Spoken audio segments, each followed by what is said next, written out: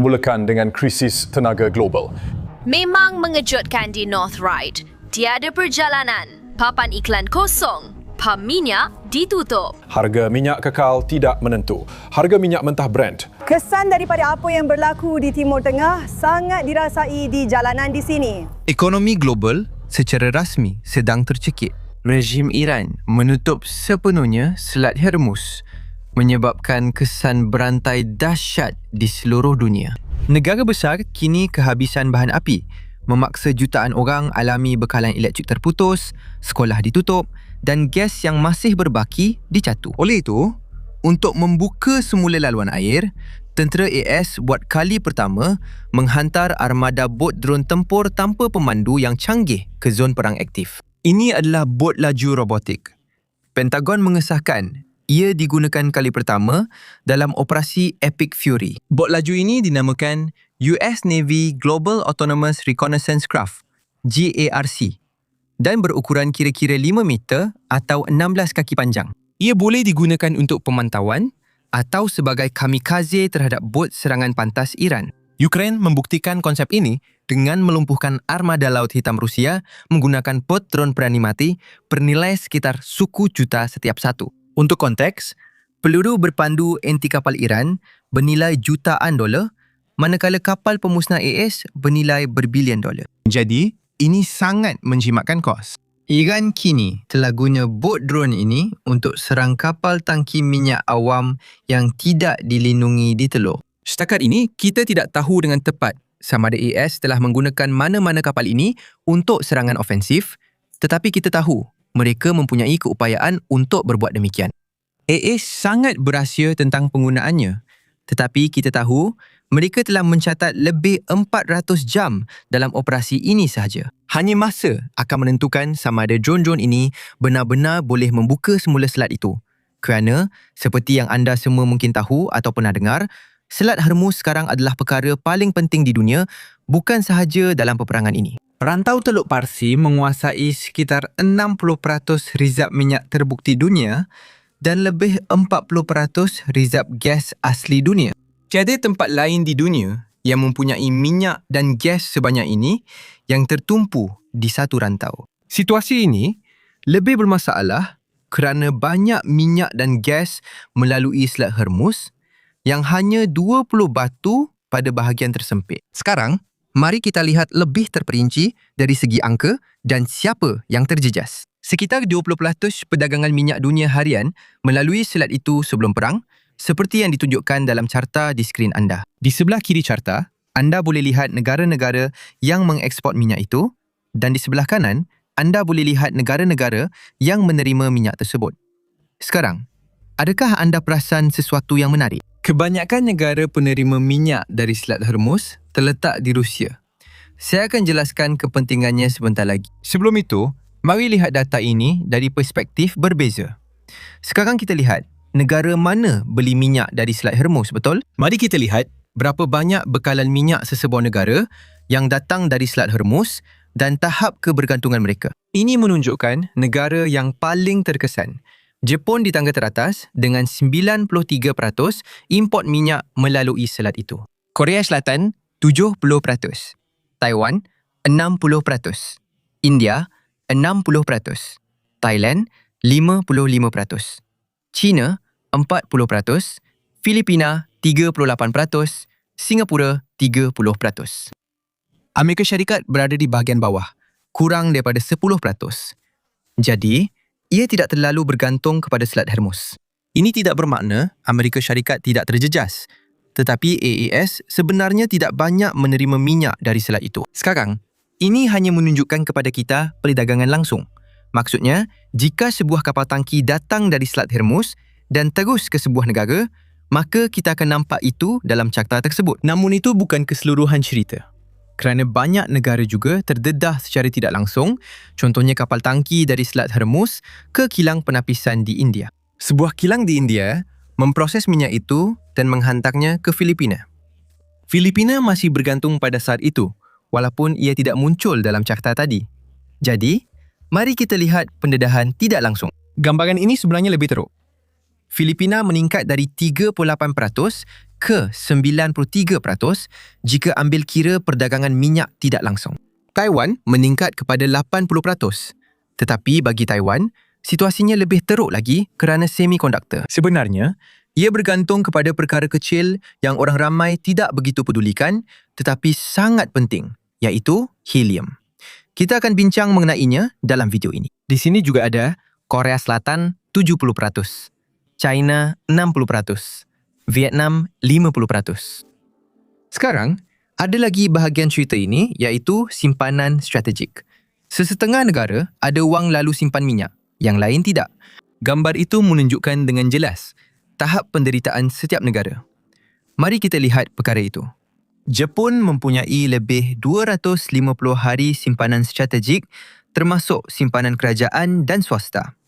Jumlah ini sangat besar. Walaupun Jepun banyak mendapatkan minyak dari Selat Hormuz, Jepun tidak seteruk negara lain seperti Bangladesh dan Pakistan di bawah carta. Pada awal perang ini, negara-negara ini hanya ada minyak untuk 2 minggu, sedangkan kita sudah hampir sebulan berperang. Negara-negara ini belum kehabisan minyak, namun keadaan semakin kritikal. Bangladesh telah melaksanakan penutupan sekolah di seluruh negara dan merancang pemadaman elektrik. Pakistan pula telah mengarahkan separuh daripada sektor awamnya, iaitu kaki tangan kerajaan, untuk bekerja dari rumah. Dan mereka juga telah menutup sekolah. Mereka telah mengurangkan hari bekerja bagi syarikat swasta. Jadi, daripada minggu bekerja 5 hari, kini hanya tinggal minggu bekerja 4 hari. Situasi sama berlaku di Sri Lanka yang tiada dalam carta kerana tiada data. Juga sedang melaksanakan catuan bahan api. Mereka juga kurangkan hari bekerja seperti Pakistan. Kita juga dapat lihat barisan panjang di luar stesen minyak di hampir semua negara yang telah kita bincangkan. Sekarang, sebahagian bekalan minyak mula pulih. Bukan dari Selat Hormuz, tetapi dialihkan ke Laut Merah. Anda lihat, negara seperti Arab Saudi sebenarnya mempunyai saluran paip yang merentasi seluruh negara mereka.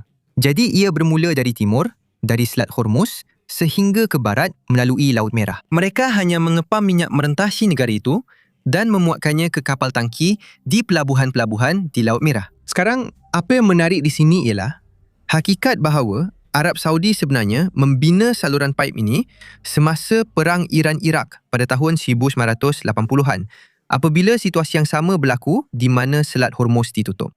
Namun, ia tetap tidak mampu menampung bekalan yang semakin berkurang. Lihat carta di skrin anda. Carta itu tunjuk bekalan minyak dari Arab Saudi melalui Selat Hormuz dan Laut Merah. Bahagian Laut Merah ditanda hitam. Dulu, Arab Saudi guna laluan Laut Merah, tapi tidak sebanyak sekarang. Kini, apabila bahagian Selat Hormuz itu hampir lenyap, bahagian Laut Merah pula berkembang pesat. Namun, jumlah itu masih kurang separuh berbanding ekspor Arab Saudi sebelum perang bermula. Selain Arab Saudi, UAE juga ada saluran paip yang merentasi negaranya dan memintas Selat Hormuz. Kapal tangki boleh datang ke sebelah satu lagi selat itu, ambil minyak dan pergi. Tetapi, itu pun masih tidak cukup untuk menampung bekalan yang UAE keluarkan sebelum perang. Namun, negara seperti Kuwait, Bahrain dan Qatar sebenarnya tiada pilihan lain selain guna Selat Hormuz. Ekspor minyak mereka kini terhenti dan ini hanya melibatkan minyak mentah. Namun, ada satu lagi sumber penting melalui Selat Hormuz yang jarang dibincang, iaitu LNG, gas asli cecair. Kira-kira 1/5 daripada perdagangan LNG dunia melalui Selat Hormuz. Jadi, ia agak serupa dengan perdagangan minyak mentah. Seperti minyak mentah, ada negara yang sangat bergantung pada perdagangan ini. Pakistan memperoleh 99% LNG dari Selat Hormuz, manakala Bangladesh memperoleh 72% LNG-nya dari Selat Hormuz. Itulah sebabnya mereka ambil langkah drastik, bukan hanya kerana kehabisan minyak, tapi juga hadapi masalah sama dengan LNG. India, Taiwan, China dan Singapura masih bergantung walaupun tidak setinggi Pakistan dan Bangladesh, namun tetap terkesan. Di bahagian bawah carta ialah Eropah. Walaupun Eropah tidak begitu bergantung pada Selat Hormuz, keadaan menjadi rumit di sini. Lihat carta ini. Ini ialah simpanan LNG EU berbanding 5 tahun kebelakangan ini Diambil kira pada akhir Februari, iaitu selepas musim sejuk berakhir. EU kini sasarkan simpanan diisi 90% menjelang akhir Februari. Tetapi biasanya mereka tidak pernah mencapai sasaran itu. Tetapi itulah matlamatnya. Sekarang, kita lihat simpanan itu menurun hingga 30% apabila perang Rusia-Ukraine bermula. Sejak itu, ia kekal melebihi 50%, namun kini paling rendah dalam 5 tahun akibat beberapa faktor. EU kini terima kurang gas dari Rusia berbanding sebelum perang Rusia-Ukraine. Jadi, ini sangat berperanan. Kedua, musim sejuk yang lepas sebenarnya lebih sejuk daripada biasa bagi negara-negara Eropah. Jadi itu menyebabkan simpanan habis lebih cepat daripada biasa. Dan selain itu, EU juga kini mengeksport lebih banyak gas ke Ukraine berbanding sebelum perang bermula. Jadi itu juga mempengaruhi berapa banyak yang mereka simpan untuk diri mereka sendiri. Namun, paras rendah ini menimbulkan masalah kerana EU biasanya mengisi simpanan sebelum musim sejuk. Dan untuk melakukannya, mereka memang perlu membeli lebih banyak daripada yang mereka perlukan di pasaran. Kini, ia menjadi masalah kerana mereka perlu bersaing dengan negara Asia lain yang memerlukan LNG untuk menggantikan bekalan dari Selat Hormuz. Walaupun sebelum perang, EU tidak banyak bergantung pada Selat Hormuz. Kini, pembekal mereka akan ada lebih ramai pembeli kerana negara Asia juga inginkan produk sama. Jika permintaan naik mendadak tetapi bekalan kekal, harga pasti meningkat untuk semua. Bercakap tentang Eropah, kita tidak boleh lupakan Brexit kerana semua data yang dilihat adalah khusus untuk EU. Malangnya, data EU kini tidak termasuk UK. Jadi, mari lihat UK khususnya. UK hanya mendapat kurang daripada 2% bekalan LNG UK dari Selat Hormuz. Jadi, dalam hal itu, mereka selamat. Tetapi, mereka mempunyai masalah yang berbeza, agak serupa dengan Eropah. Simpanan mereka semakin berkurangan. Lihat carta ini. Simpanan UK sangat kecil berbanding negara Eropah dan mereka juga kurang simpanan berbanding penggunaan musim sejuk. Menurut data simpanan UK, mereka hanya ada lebih kurang 1,5 hari penggunaan puncak musim sejuk. Jadi, jika mereka tidak menerima lagi bekalan gas, yang sekali lagi, perkara ini sebenarnya tidak akan berlaku. Tetapi secara hipotesis, jika tiada aliran baru masuk, UK akan kehabisan bekalan. Tetapi sekali lagi, UK sebenarnya tidak dibina untuk menyimpan gas. Mereka lebih seperti sebuah sungai. Mereka sentiasa menerima bekalan gas masuk. Namun, itu memang menimbulkan masalah, terutamanya pada waktu seperti ini. Jika sesebuah negara seperti Jepun yang ada banyak simpanan minyak, mereka boleh guna simpanan itu untuk kurangkan kesan kenaikan harga. Mereka boleh turunkan harga dalam negara dan global dengan lepaskan simpanan strategik. UK tiada pilihan ini, jadi perlu terus beli gas.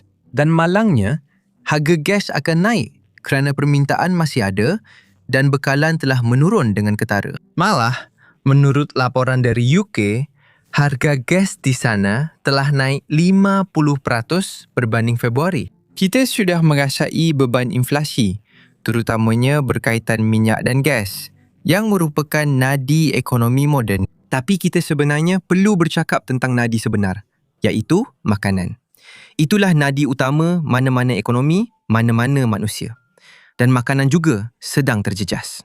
Sekarang, saya pasti anda tahu perkara yang jelas. Harga makanan naik kerana harga minyak meningkat yang menjejaskan kos bahan api untuk pengangkutan, pemprosesan dan pengedaran. Jadi, secara tidak langsung, harga bahan api juga menaikkan harga makanan. Tapi ada satu lagi faktor yang orang ramai tidak bincangkan, iaitu baja. Sekitar 1/3 baja dunia melalui Selat Hormuz. Dan kini, kapal baja serta kapal tangki minyak tidak dapat melaluinya lagi. Ini bermakna harga naik dan bekalan berkurang. Inilah bahagian paling teruk. Ini berlaku ketika petani sangat perlukan baja, iaitu musim merancang. Saya ingin beri penafian di sini. Saya bukan pakar atau petani, hanya bercakap berdasarkan penyelidikan saya. Tetapi sekarang adalah musim merancang untuk para petani di hemisfera utara.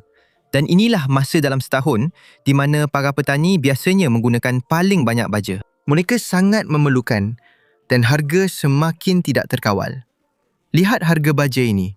Pada Mac, harganya naik hampir menegak. Sekarang, seperti yang saya katakan, saya bukan seorang petani, tetapi saya tahu satu perkara. Pertanian bukanlah perniagaan yang mempunyai margin keuntungan yang tinggi. Apabila salah satu input utama naik harga, biasanya anda tiada banyak ruang untuk tidak menaikkan harga makanan. Anda memang perlu menaikkan harga makanan untuk memastikan anda mendapat sedikit keuntungan apabila bertani. Dan akhirnya, kita ada helium yang saya tak tahu boleh digunakan untuk lebih daripada sekadar belon. Saya ingatkan itu saja kegunaannya. Tetapi nampaknya, ia sangat penting dalam pembuatan semikonduktor yang saya pasti anda semua tahu sangat penting untuk hampir semua peranti elektronik yang kita gunakan. Hampir semua di sekitar saya ada semikonduktor, kecuali mungkin botol air ini. Helium juga digunakan dalam mesin MRI. Banyak hospital, termasuk di Amerika Syarikat, bergantung pada helium dari Timur Tengah. Kini, Amerika Syarikat menghasilkan banyak helium sendiri, jadi itu bagus. Tetapi harga pasti akan meningkat di seluruh dunia apabila bekalan hilang. Dan itu mungkin akan menjadi masalah untuk negara-negara yang tidak menghasilkan helium mereka sendiri.